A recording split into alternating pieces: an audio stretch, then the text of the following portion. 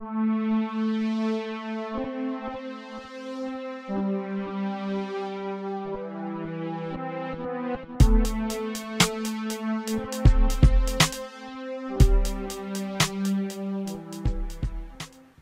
there, Joe Techie. I'm back again doing a quick review on the AirBender wireless keyboard case for the new iPad Air 2. This is actually made by new Trent. This particular model actually fits the iPad Air and the Air 2, which I thought was kind of surprising when I saw that this just released. So we're going to take a quick look at this, unbox it, review it, see what kind of features it has, and I'll show you what those features are, and we'll kind of move forward from there. Alright, so here we have the AirBender case, and I'm just going to go ahead and pop this open. One of the features, a few of the features that I actually liked about this particular model, because I've actually had one that was similar to this in the past. As you can see here, it's got a swiveling rotation on the back. It actually detaches from the back. It is protective on the back. That's also a nice little feature. It is a full keyboard as well. So it's basically a kind of like a mini netbook, so to speak. So let's just take a quick look, open this up.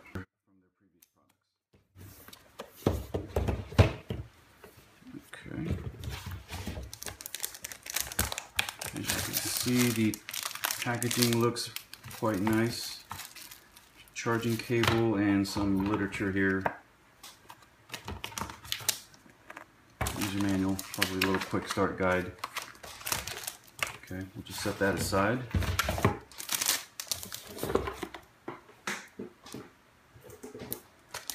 Okay, so here we have the keyboard case.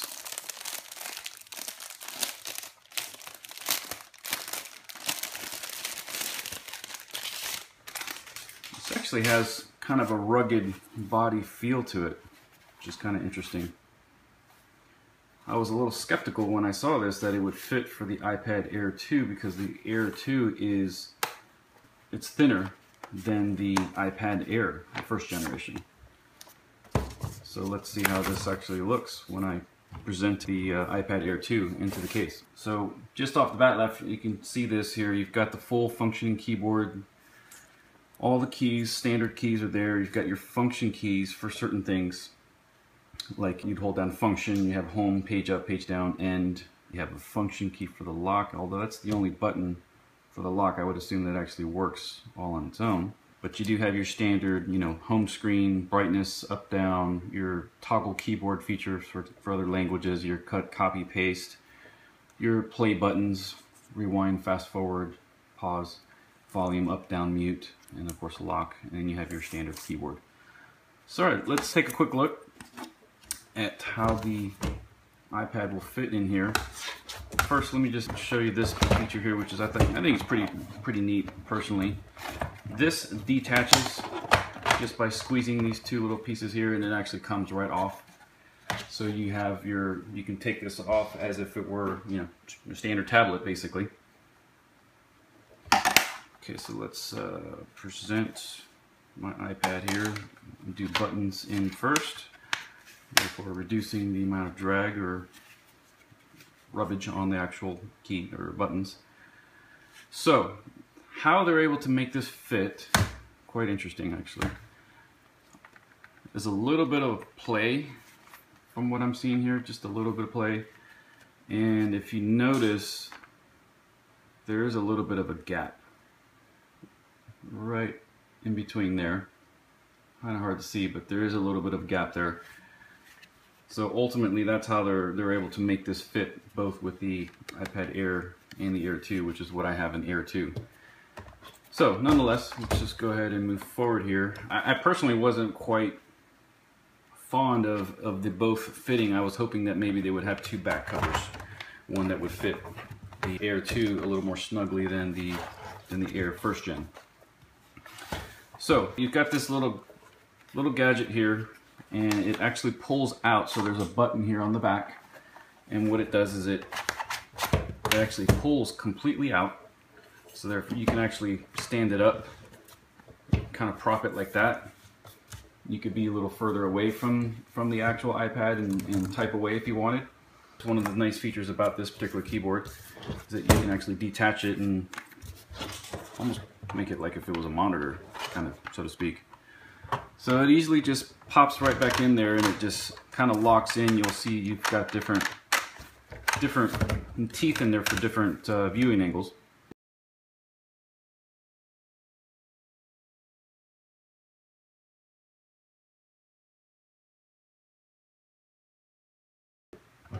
So let's say you want to just kind of have it propped at this angle here. This is what it would actually look like. And then you can extend it all the way out. So the locking feature keeps it from sliding all the way out until you use that lock button here on the back. Okay, so this would actually be at its full extended viewing angle unless you took it out and then you wanted to have it further away from you if you wanted to. So let's turn the keyboard on. We've got a little blue light. It's telling us that it's turned on now. And let me go into settings. And let me hit the connect button. Let's go into Bluetooth. Keyboard shows up. We'll just press that. Okay, it's trying. All right, it wants me to enter a code 6163. Enter. Okay, we are now connected. Okay, let's do a quick test. I'm going to go into Google Docs and just do a quick test.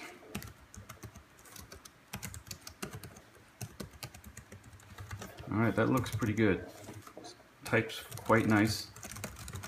I like the feel of the keyboard. It actually feels quite nice. Feels like a normal laptop style keyboard. They're not too spongy, the keys. They actually are very responsive. That's actually one of the downsides to other keyboards, is the keys are too spongy, or maybe the rubbery style keyboards are just too rubbery and you feel like you have to press down really hard, and that's not the case here. You can actually type quite freely. So let's just test out some of the function keys here. That toggles your keyboard up and down. You've got your volume up and down, your mute. Of course, I don't have anything to play at the moment. So that's it right there. That's the new AirBender version 5. Overall, I would have to say I'm quite pleased with it.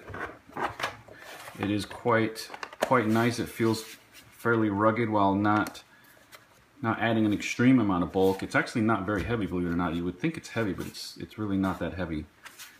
So that's an added bonus. It does add a little bit of thickness because of the backing here, but all things considered, it's really not bad. This hinge here, it's actually plastic. I think a lot of people were thinking that it looked like metal. I even thought that it was metal. So I don't know if that's gonna cause any issues. I had a previous version of this and it didn't. It was also plastic, but I never had any issues with the hinge assembly itself. They're pretty solid. This is pretty firm.